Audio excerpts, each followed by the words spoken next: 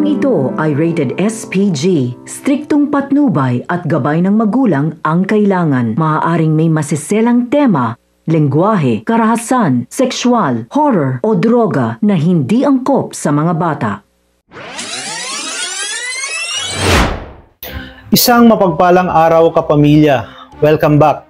At narito ang pinakamainit na tagpo sa FPJ's Batang Quiapo. Sa loob ng mansyon ng mga Montenegro ay patuloy na umaalingaw-ngaw ang putukan at sigawan. Ang mga pader ay puno ng butas ng bala at ang mga sahig ay basang-basa ng mga dugo ng mga tauhan ng mga Montenegro na nagbuwis ng buhay. At sa isang sulok naman ay nagtatago itong si Grigore Magiba na tuwang-tuwa at sinabi niya sa kanyang sarili na sa wakas umano ay natapos niya na rin ang demonyong si Ramon. Habang pinagmamasdan niyang nakahandusay ito, dagdag pa niya na napagtagumpayan niya na ang kanyang misyon at paniguradong mas babango ang kanyang pangalan at baka umano mapromote pa siya sa serbisyo. Ngunit hindi pa tapos ang laban dahil matapos lumapit ni Marites at Tanggol sa bumagsak na si Ramon at akalain din nilang wala na si Ramon, ay wala nang nagawa si Tanggol kundi yakapin ng mahigpit ang walang malay na si Ramon.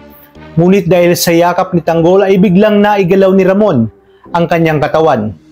Yung pala ay nawalan lang ito ng malay at sa kanya ipinagpag ang kanyang bulletproof vest at pinilit na makatayo. Dahil dito ay muling nabuhayan ng loob si Tanggol at determinadong ituloy ang laban.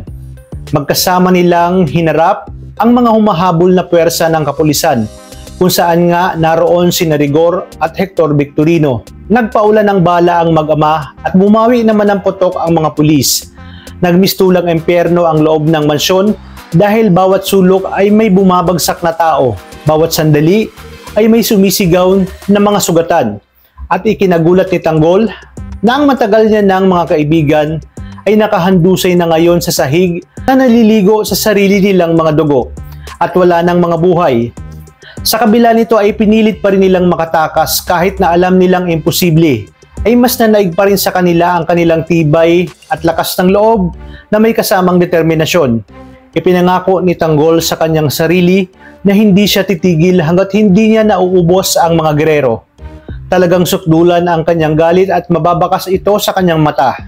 Sagad sa buto. At di kalaunan ay nakatakas din sila at nagtago mula sa madilim na kagubatan kasama ang sugatan na si Ramon at si Marites. Dito biglang dadating si Ponggay kung saan kasama nga sa operasyon ng kapulisan. Isa nga siya sa mga inatasan na haluguhigin ang kagubatan para hanapin ang mga Montenegro. Ngunit isa pala ito si Ponggay sa mga naniniwala kay Tanggol. At sa katunayan si Tanggol nga ang kanyang ibinoto sa nakaraang eleksyon. Nang makita niya si Tanggol, hindi siya nagdalawang isip na tulungan ang mga ito. Ipinabatid niyang kakampi siya at naniniwala siya kay Tanggol. Kaya naman ligtas na si Tanggol dahil sasabihin ni Ponggay sa kanyang mga kasamahan na nakita niya ang mga Montenegro na papatakas at nakasakay sa isang sasakyan. Ginawa niya ito upang malihis ang paghahanap ng kapulisan sa kagubatan. Kaya naman dito, laking pasasalamat ni Tanggol kay Ponggay sa ginawa niyang ito. Kaya naman pakakaabangan natin ang mga susunod na kabanata dito lang sa numero 1 serye ng Sambayanan, ang FPJ's Batang Quiapo. Maraming salamat sa inyong panonood at pagpalain tayong lahat, kapamilya.